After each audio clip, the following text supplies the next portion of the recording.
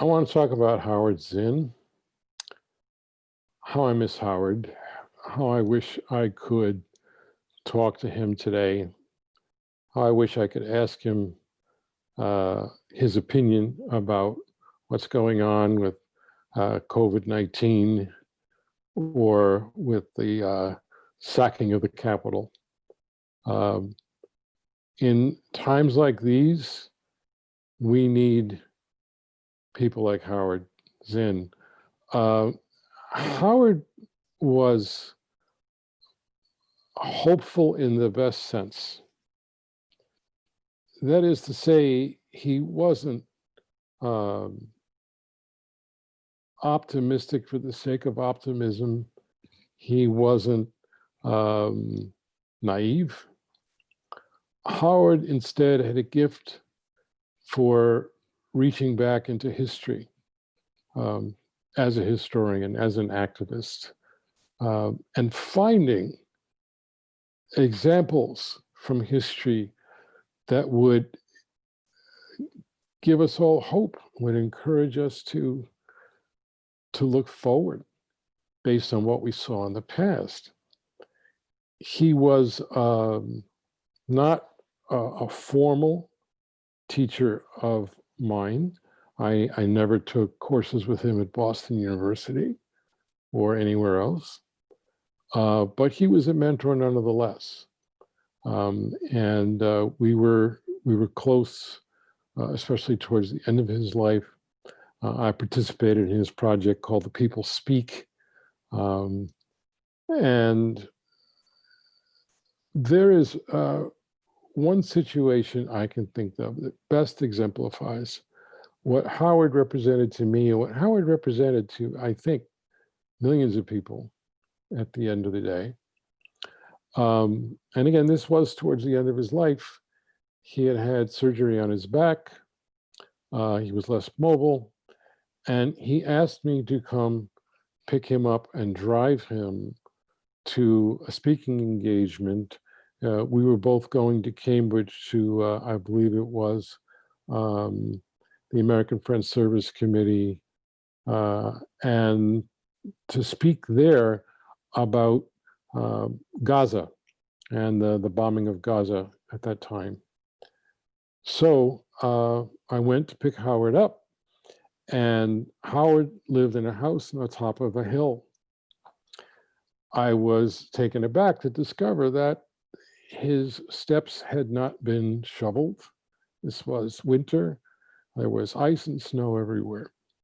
And I struggled to get up those steps. I wondered how in the world we were going to get down, especially him. So I gathered up his books. He was going to refer to several books in the course of his talk. All I was going to do was read a poem, easy. And then we headed outside.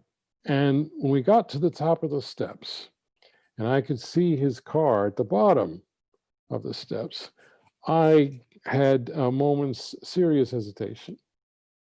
And I said, Howard, maybe we should reconsider, or words to that effect. And Howard's response typified who he was as a person, who he was as an activist, who he was as a historian.